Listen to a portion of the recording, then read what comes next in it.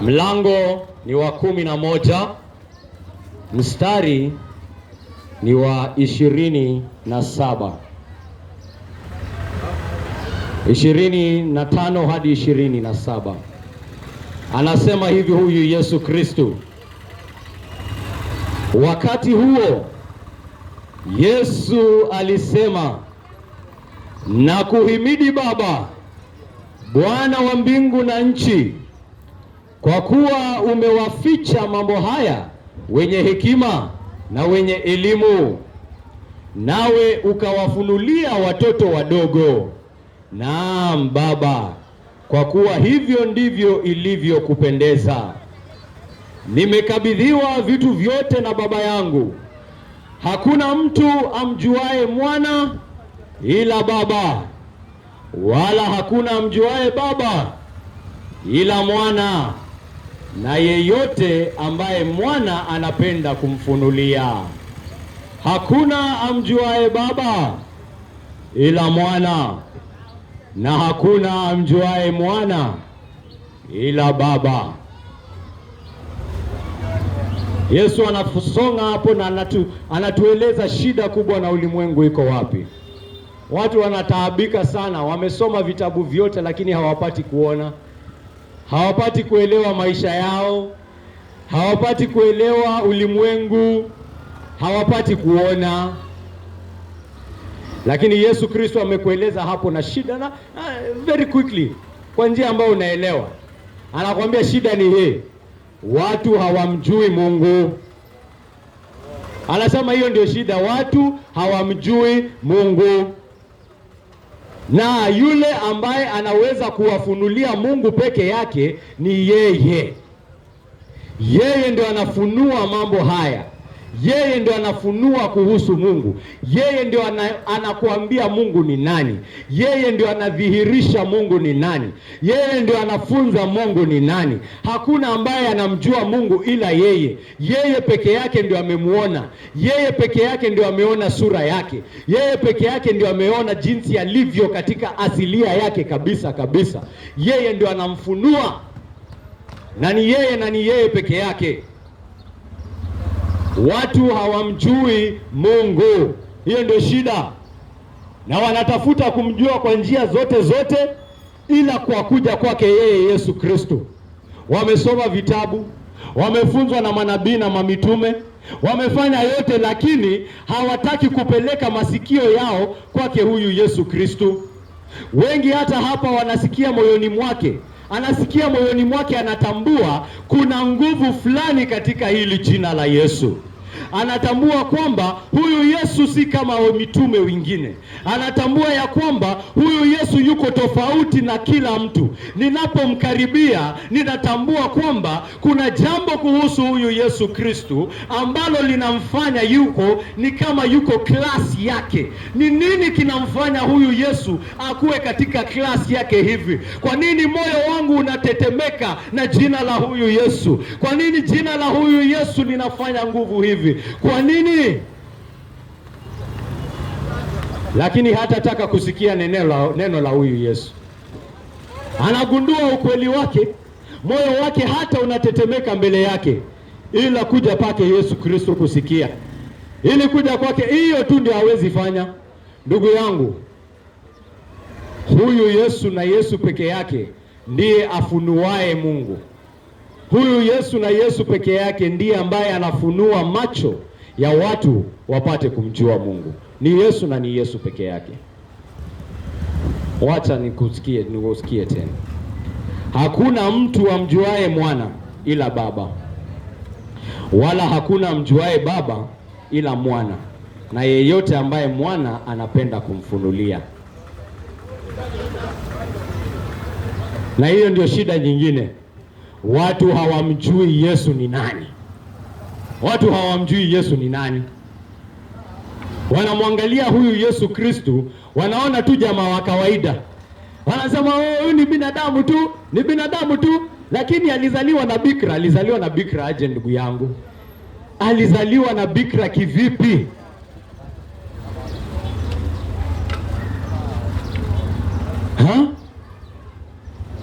Maajabu haya, mbona Mungu kaamua kufanya azaliwe hivyo? Mbona Mungu kaamuliwa azaliwe hivyo?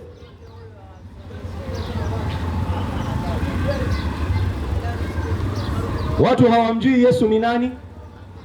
Na tunaona hata katika hadithi yake Yesu anaonyesha ishara nyingi, anafanya kazi nyingi kubwa, anafanya kazi kubwa, lakini hawa Wayahudi wanamwangalia, hawataki kuona kwamba huyu ni mtu ako klasi yake.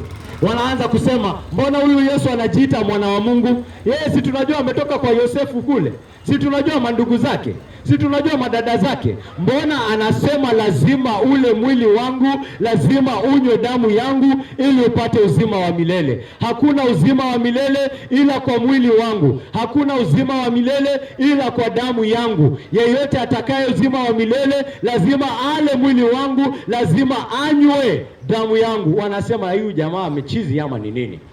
Huyu si ni mwana wa Yosefu huyu? Huyu si tunajua mandugu zake? Huyu si tunajua madada zake? Ametoa wapi hii hekima yote? Ametoa wapi hii nguvu yote ati anaponya? Siku hizi tunasikia anaponya viziwi. Wanataka kumuona kama mwanadamu peke yake. Wanataka kumshusha, kumweka kama mwanadamu peke yake. Na nakwambia hiyo ndio kazi ya muovu hadi siku ya leo. Anataka kukufunga macho, ndugu yangu, usipate kumjua huyu mwana ni nani. Usipate kumjua huyu mwana ni nani. Usipate kumjua mwana wa Mungu. Watu wanafichwa hadi siku ya leo. Wanadanganywa Yesu Kristo ni mwanadamu peke yake. Yesu ni mwanadamu ndio, na Yesu ni Mungu. Yesu ni mwanadamu kabisa. Asingekuwa mwanadamu asingeweza kusulubishwa. Asingekuwa mwanadamu asingeweza kuuawa. Asingekuwa mwanadamu asingeweza kutemewa mate. Asingekuwa mwanadamu angeweza kupigwa mangumi. Asingekuwa mwanadamu angeweza kulipia dhambi yako, ndugu yangu. Asingekuwa mwanadamu asingejishusha, asingejinyenyekeza, asingechukua mwili, asingeweza kukuokoa wewe, asingeweza kukukomboa wewe kutoka ile dhambi ambayo imekubeba dhidi yako, ile ghadhabu inayokuja kwako hiyo siku. Lazima angechukua mwili. Lazima angechukua mwili, ndugu yangu. Nataka tugundue hapa, Yesu Kristo anazungumza na watu wanaojua sheria. Yesu Kristo anazungumza na watu wanaojua sheria. Yesu Kristo anazungumza na watu wanao vitabu vya Musa. Anazungumza na watu ambao wako na Zaburi zote, wako na Torati yote, wako na vitabu vya manabii zote. Na anawaambia nini? Hakuna amjuae Baba ila Mwana. Hakuna amjuae Baba ila Mwana. Ndio maana hawa watu wanapofunzwa na Yesu Kristo, Yesu Kristo anawafunza Wafarisayo, anajidhihirisha mbele yao, lakini wanampangia njama. Ameponya kiziwi, huwa huyo. Ameponya kipofu, huwa huyo. Amesema yeye ni mwana wa Mungu, piga yeye mawe. Ndugu yangu, hiyo ndio maisha ya watu wa ulimwengu. Na Yesu Kristo anawaambia, mnadhihirisha asilia yenu. Mnadhihirisha kwamba nyinyi mnasema mnamjua Mungu, lakini matendo yenu, fikra zenu zinaambatana na yule muovu. Mimi ninawaeleza mambo ya Mungu, nyinyi mnapanga kuniua. Mnafanya matendo ya baba yenu Shetani. Mnafanya matendo ya baba yenu Shetani. Mnaionyesha kwa fikra zenu, mnaionyesha kwa mipango yenu, mnaionyesha kwa matendo yenu.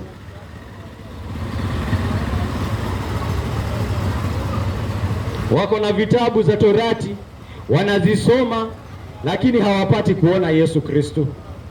Yesu Kristo mwenyewe anawaambia, hivyo vitabu vyote mnasoma, hivyo ndio hao ndio mashahidi wangu. Hao ndio mashahidi wangu. Mungu Baba amenifunua kwao wao. Hao ndio mashahidi wangu. Nenda kasome Musa. Musa anashuhudia kuhusu Yesu Kristo, mwana kondoo ambaye atakufa kwa ajili ya ulimwengu. Ndio maana huyu Yohana anapomuona huyu Yesu Kristo anasema, tazama mwana kondoo, tazama mwana kondoo wa Mungu ambaye atakufa kwa ajili ya dhambi za ulimwengu. Tazama mwana kondoo wa Mungu. Musa alishuhudia, alianza kuongea kuhusu mwanakondoo kutoka wapi? Si ni kutoka kwa Musa? Ndio maana wengine wanasoma Torati yenye haina Musa, ama haina dhabihu kutolewa kwa ajili ya dhambi. Hawana dhabihu kutolewa. Dhabihu iko wapi? Hiyo dhabihu inazungumza kuhusu nani? Dhabihu safi, kondoo asiye na doa hata tone, kondoo asiyelemaa. Akilemaa hawezi guswa. Huyo ni kondoo aliyechafuka. Huyo ni kondoo ambaye ako na shida. Huyo ni kondoo aliye na taabu. Kondoo aliye na taabu, aliyevunjika mguu, aliyevunjika sijui nini, huyo hawezi totolewa kama dhabihu. Kondoo atolewaye kama dhabihu lazima awe ni kondoo safi, ili kukuonyesha ya kwamba mwana kondoo ambaye atakufa kwa ajili ya dhambi za ulimwengu lazima awe ni yule ambaye hana dhambi. Lazima awe ni yule ambaye hana tone la dhambi. Na ni nani huyo? Mwanadamu mgani huyo hana dhambi? Mwanadamu mgani huyo hana dhambi? Ama utaosha dhambi zako kwa juhudi zako? Utaenda pale ufanye matendo mema, ufikiri matendo mema yanaosha dhambi? Juhudi mema njema hazioshi dhambi. Kwanza kama zinafanywa ili kufunika dhambi, inafanya hiyo juhudi njema ikuwe ni mwovu, sababu unafanya juhudi njema kuwa license ya dhambi. Hati sasa ninafanya mazuri kwa sababu nilitenda dhambi dhana. Sasa si ushachafua hicho kitendo? Hicho kitendo kishachafuka, ndugu yangu, hakiwezi kukusaidia. Ni kama wale ambao wanafanya maovu, alafu kidogo kidogo ndio anaanza kutoa pesa ndio kutulize. Hasikii huzuni na dhambi yake, hasikii aibu, hasikii uovu, anasema si nimekupea pesa sasa tulia. Kwani unafanyia Mungu hivyo? Mungu, nimefanya hivyo sasa tulia hiyo hasira yako. Uliniambia nifanye hivyo, lakini wacha ni mimi niko na plan nyingine. Nitatoa pesa kwa wanyonge kesho, wewe tulia. Nikikupea pesa wewe tulia. Hiyo ni roho ya kwenda kwake Mwenyezi Mungu, ndugu yangu. Juhudi zako haziwezi kukuoshea dhambi, ndugu zangu. Juhudi zako haziwezi kukusaidia, haswa kama unafanya hizo juhudi kwa lengo la kuosha dhambi ili ishachafuka. Haumjui Mungu, hiyo ndio shida yako. Na ni Yesu peke yake atakufunza. Watu wanasoma vitabu lakini wanaona Yesu pale. Yesu si mtu wa kawaida na hataki kuja kwake, hataki hata kujiuliza. Ndugu yangu, wanaotenda, anaongelesha watu wanaotenda mambo ya kidini, anaongelesha hawa Wafarisayo. Ni watu wanaotambua kuhusu sheria za Musa, wanatambua kuhusu kuweka Sabato, wanatambua kuhusu kufunga, wanatambua hii ni kitabu yangu ninasoma, wanatambua kuhusu kufunga. Ama kufikiri kufunga iko kwa Biblia? Wanatambua kuhusu kufunga, wanatambua kuhusu kusaidia wanyonge, wanatambua hii mambo yote. Na Mungu Yesu Kristo anakuja anawaambia, hamumjui Mungu, mtamjua Mungu peke yake, ni mimi nitakufunulia. Ni mimi nitakufunulia.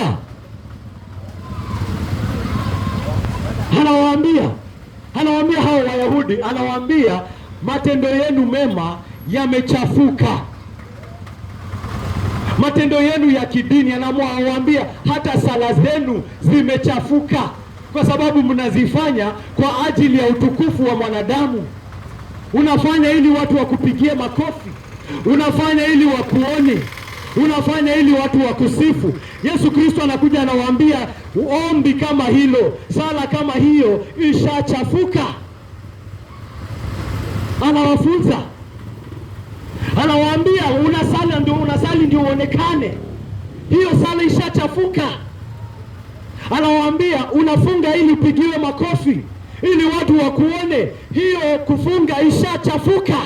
Haiwezi kukubalika machoni pa Mungu, haiwezi.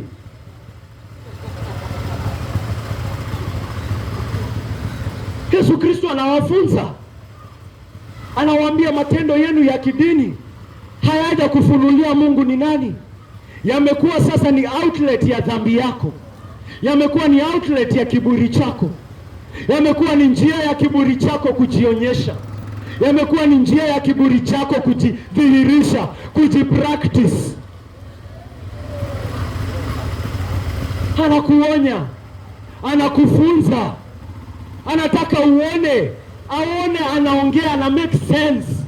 Haongei ufala, anaongea kitu anakuambia uoni nina make sense. Haoni nina make sense.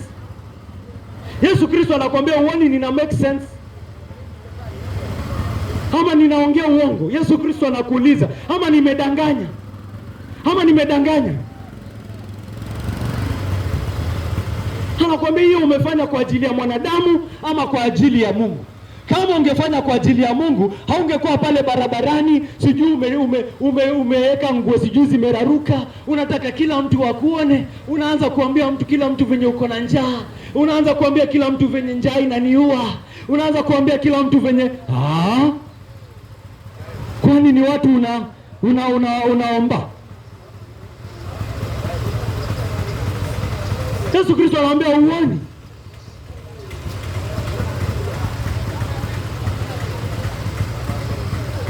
Anaongelesha watu ambao wameona ishara zake. Watu wameona ishara za Yesu Kristo, wameona akiponya, wameona akifanya miujiza mikuu, hata kufufua wafu, lakini bado hawaoni. Wanakuja kwake Yesu Kristo na wanasema, wewe Yesu, tunataka utuonyeshe ishara. Yesu Kristo anashangaa. Hata kuna wengine ambao jana tu amelisha watu 5,000 akitumia mikate 5 na samaki 2. Alafu baada ya kufanya muujiza kama hiyo siku ingine wanakuja wanasema tuonyeshe ishara. Hata ishara ifanywe mbele yao hawezi. Ndio maana Yesu Kristo alisema, mwingine ninamwambia, tazama Yesu Kristo mambo aliyofanya. Mambo kama haya mtu angeweza kukaa chini ya yatunge.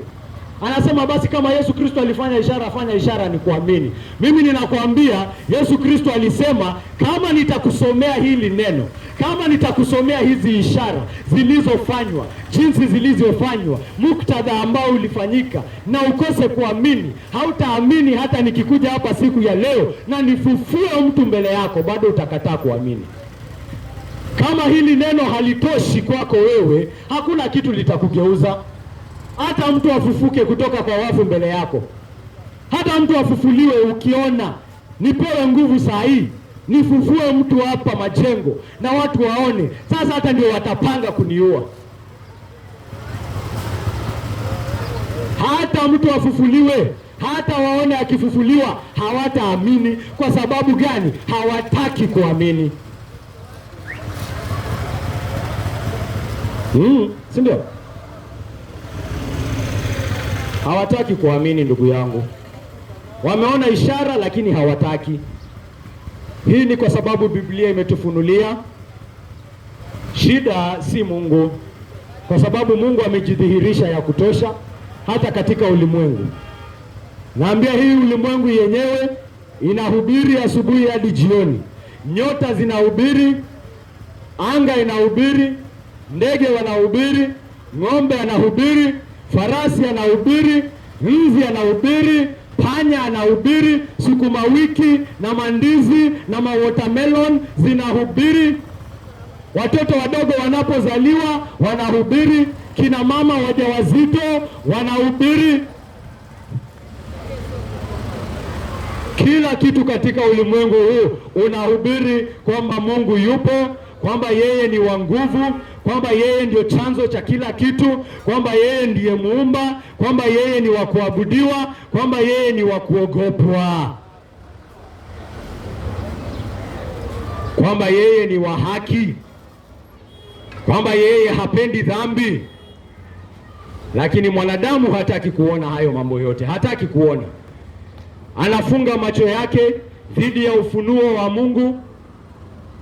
Akili yake inazorota, inadorora. Dhamiri yake inazorota. moyo wake unakuwa mgumu kwa ajili ya dhambi, anashindwa kuona urembo wa mambo ya Mungu, anashindwa kuona utukufu wa mambo ya Mungu. Mambo ya Mungu sasa ni tukiyazungumza, kuna wengine wanaona ni upumbavu. Ni kwa sababu ni upumbavu? La hasha, ni kwa sababu moyo wake umekauka.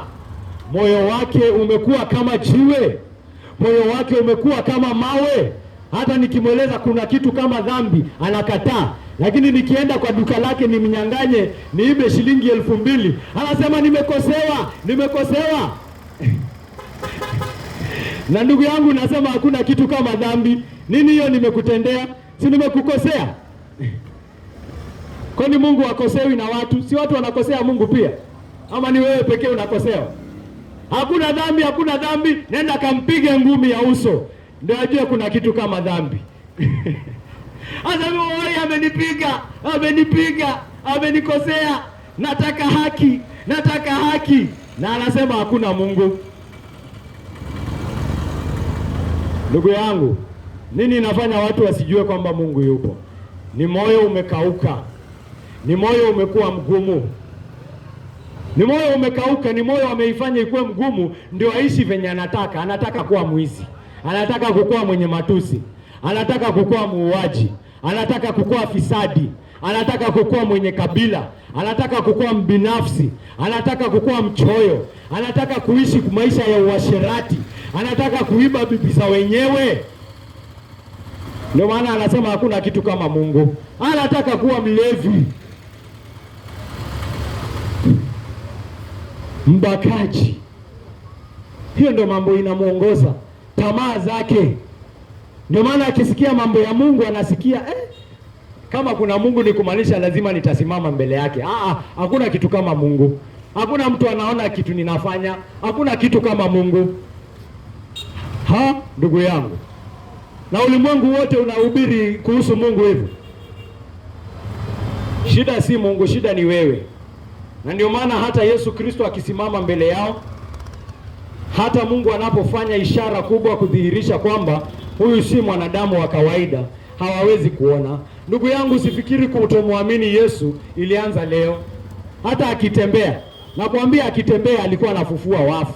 Anafufua wafu na bado watu hawaamini. Can you imagine? Wengine wanasema ningekuwa hiyo wakati ningeamini. La hasha. Waliona sasa, hata ndio wakapinga njama kumuua.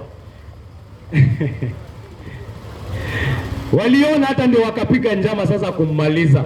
Na kuhakikishia ndugu yangu,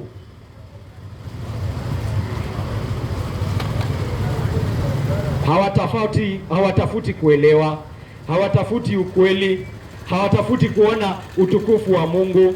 Ishara inapotendwa haiwaconvince na wakasirisha.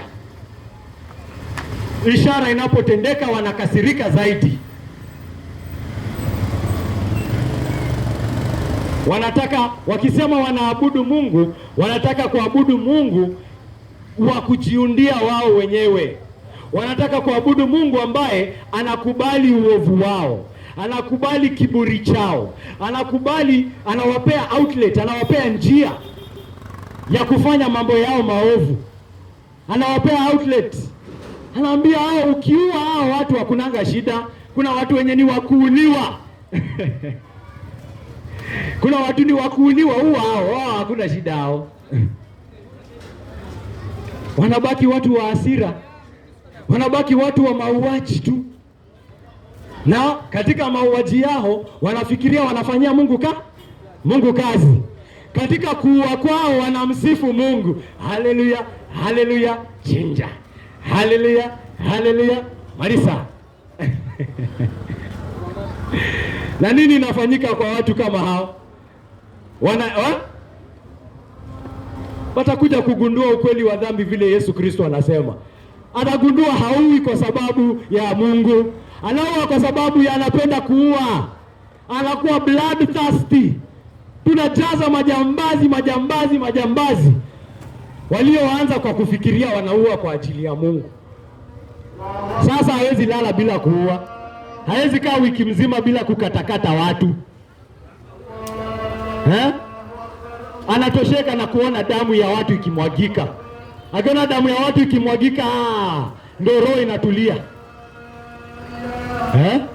Ndugu yangu, dada yangu, wanaabudu miungu ambayo inawapa outlet ya dhambi yao, ili katika wao kufanya dhambi wanafikiria wanafanya mambo inafaa. Katika wao kutenda dhambi wanafikiria wako sawa.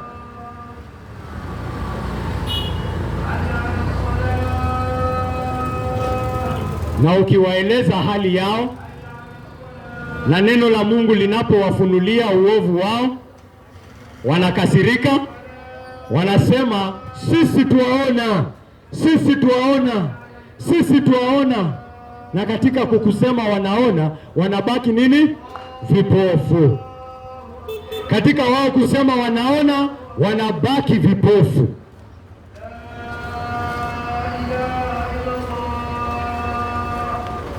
Ndugu yangu, dada yangu, hakuna mjuae Baba ila Mwana. Ni Mwana anafunulia watu Baba. Ninapotangaza habari hapa, nakwambia ni Yesu Kristo ambaye anafunulia watu wamjue Mungu wa kweli. Kama hujamjua huyu Yesu, na kuhakikishia bado haujamjua Mungu. Na najua roho yako inatambua kwamba katika Yesu kuna mamlaka, kwamba katika Yesu kuna nguvu, kwamba katika Yesu kuna siri. Kuna siri ndani ya Yesu, na siri hii ni Mungu. Ni huyu Yesu ambaye anatufunulia ukweli wa Mungu. Mungu na ashukuriwe kwa ajili ya huyu Yesu Kristo. Yesu Kristo anasema, nimekuja ili watu wapate maisha. Nimekuja ili watu wapate uzima.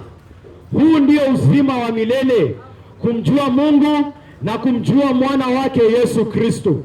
Huu ndio uzima wa milele, kumjua Mungu na kumjua mwana wake Yesu Kristo. Huu ndio uzima wa milele, kumjua Baba na kumjua Mwana. Na hakuna mjuae Baba ila Mwana, na yeyote ambaye Mwana atamfunulia. Ndio maana Yesu Kristo amekuja. Ndio maana Yesu Kristo amechukua mwili. Ndio maana kwa Yesu Kristo amezaliwa na bikira. Ndio maana Yesu Kristo ametembea ulimwenguni. Ndio maana Yesu Kristo alifanya kazi zote ambazo alifanya. Ndio maana Yesu Kristo alijitolea kufa msalabani, ili akuonyeshe, ili akufunze, ili akudhihirishie ukweli wa Mungu. Anasema yeye peke yake ndio ametoka ubavuni mwa Baba. Yeye peke yake ndio ametoka kwa Baba. Yeye peke yake ndio chapa halisi ya Mungu, chapa halisi. Yeye ndio mng'ao wa utukufu wa Mungu. Yaani vile ambavyo Mungu anang'aa inaonekana waziwazi katika Yesu Kristo. Yeye ndio chapa halisi, ametoka kwake, ndio maana inaonekana kwamba yeye ni mwana wake. Kila kitu ambacho Mungu yuko, Yesu Kristo ni hicho hicho. Je, Mungu ni wa milele? Yesu Kristo ni wa milele. Hakuanza hiyo siku kuzaliwa. Kuzaliwa ni kuchukua mwili, ndio ilianza, ndio mwili ilianza. Lakini Yesu Kristo amekuwa ubavuni wa Mungu kutoka milele na hadi milele.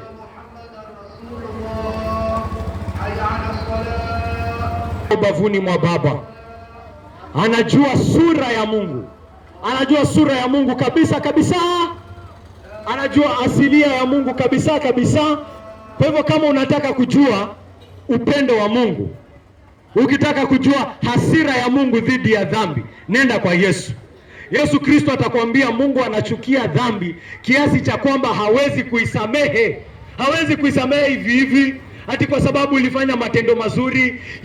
Mungu anachukia dhambi kabisa. Njia pekee utaweza kusamehewa ni kwamba dhabihu safi itolewe, na ndio maana nimeshuka. Yesu Kristo anakufunza kuhusu hasira ya Mungu dhidi ya dhambi.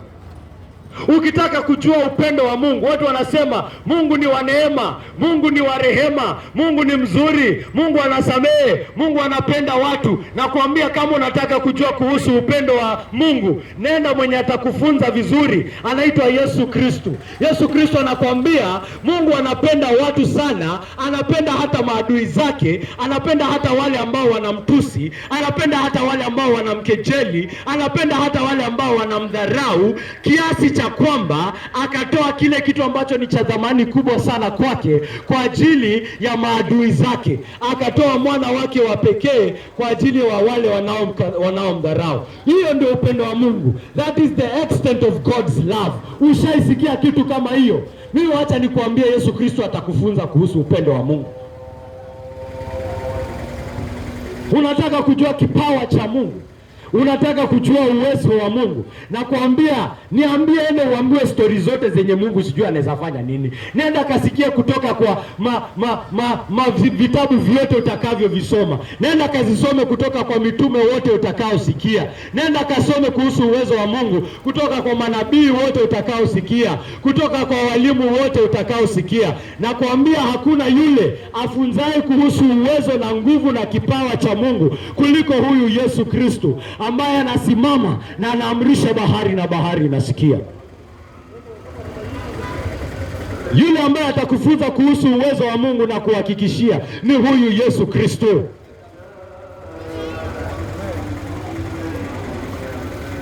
Hakuna ambaye atakufunza kuhusu Mungu na ujue Mungu na ujue ni Mungu umejua ila Yesu. Unataka kujua usafi wa Mungu, utakatifu wa Mungu, hawezi kukubali uchafu wowote ndani yake, hawezi tolerate, kiasi cha kwamba yeyote ajaye kwake na dhambi lazima aoshwe, lazima atakaswe, lazima asafishwe. Ndio maana Mungu amemtoa dhabihu safi, Yesu Kristo mwana wake wa pekee, ili aoshe yeyote ambaye ataweza kusimama mbele yake. Hakuna ambaye ataweza kusimama mbele yake ila aoshwe kwa damu ya Yesu Kristo. Hiyo ndio inakuonyesha kiasi cha usafi na utakatifu wa Mungu. Nenda kafunzwe kuhusu utakatifu wa Mungu. Hakuna yule atakufunza na uelewe na ujue ni utakatifu wa Mungu aliye juu isipokuwa huyu Yesu Kristo.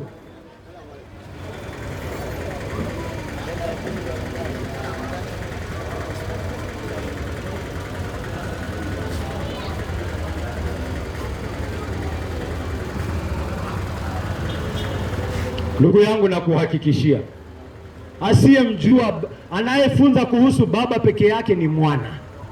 Anayefunua kuhusu Mungu ni Mwana, na ni Mwana peke yake. Najua kuna wengi wako hapa wako na mataabu, wamegundua juhudi zao hazioshi dhambi. Na Yesu Kristo anajua, anajua uko na mzigo, anajua uko na mzigo wa dhambi, anajua uko na mzigo wa hatia, na anakuambia, ninakuambia hakuna vile huyo mzigo utaenda ila mimi kukufa msalabani, ila kwa damu yangu.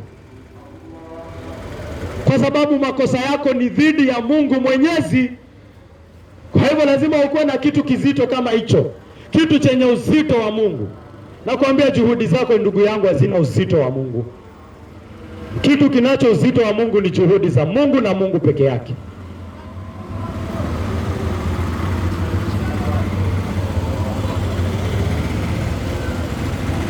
Ndugu yangu, na kuhakikishia, hata ukitaka kujua kusudi la Mungu ulimwenguni, unataka kujua Mungu anafanya kazi gani katika hii dunia, unataka kujua mpango wa Mungu saa hii, nakwambia, wacha nikuhakikishie, ni Yesu Kristo atakufunza. Ni Yesu Kristo anafunza kusudi la Mungu. Na nitakwambia kusudi la Mungu la kwanza ni hili: kuokoa binadamu. Ndio maana amemtuma mwana wake wa pekee. Na ndio maana ametuma watu wahubiri Injili, ili watu wapate kujua kwamba wao ni wenye dhambi na wanahitaji kuokolewa, na wataokolewa peke yake kwa damu ya Yesu Kristo. Kusudi la Mungu linadhihirika, linaonekana wazi peke yake katika Yesu Kristo. Ndugu yangu, na kuhakikishia,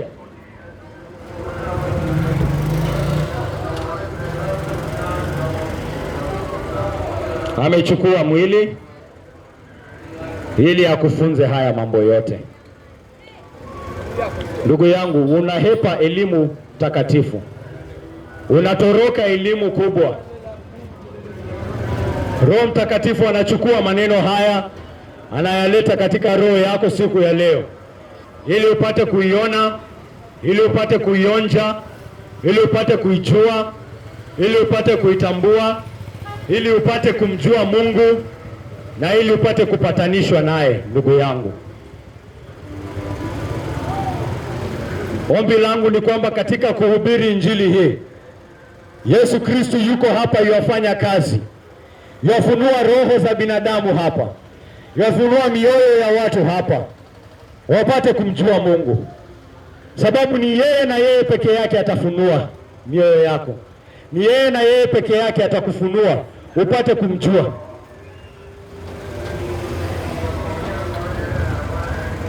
Hatuhubiri hapa kwa sababu tunamchukia yeyote. Hatuhubiri hapa kwa sababu tunamdharau yeyote. Lengo letu ni kwa sababu tunakupenda ndugu yangu, na tunajua ya kwamba wengi hawajaokolewa. Tunajua wengi hawajapata kumjua Yesu. Tunajua wengi hawajapata kurithi uzima wa milele. Na uzima wa milele ni hii: kumjua Mungu Baba na kumjua Mungu Mwana. Kumjua Baba na kumjua Mwana. Kumjua Mungu na kumjua mwana wake Yesu Kristo. Huo ndio uzima wa milele. To know God and to know his Son, the only begotten Jesus Christ.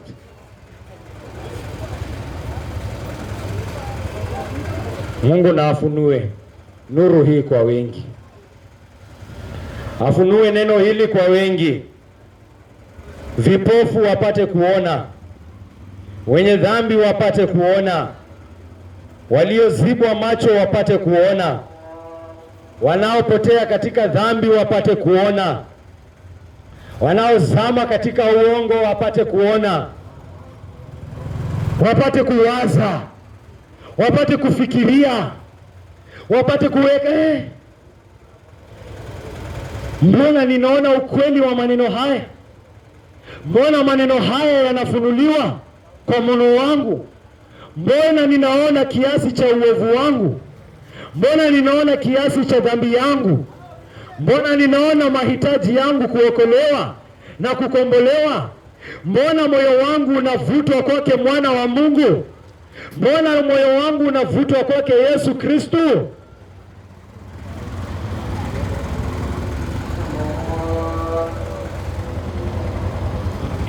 Mungu afanye kazi hiyo hata siku ya leo kwa utukufu wa jina lake. Mwenyezi Mungu wa milele, asanti kwa hii siku ambayo umetujalia hapa. Tunasema ni asanti kwa maneno yako. Tunasema ni asanti kwa sababu umefunua kwamba ni mwana wako peke yake ambaye anafunua ukweli wako. Basi Mungu, tunajua kwamba hakuna chochote kigumu kwako. Hakuna kikwazo chochote kinachoweza kukusimamisha ndugu wangu, Mungu wangu. Kwa hivyo ninakuomba Mungu wangu kwamba utanyosha mkono wako Mungu wangu, na ushike mioyo ya wengi na uwafunulie ukweli wako kwa utukufu wa jina lako. Naomba haya yote katika jina takatifu la mwana wako Yesu Kristo. Naomba nikiamini. Amen.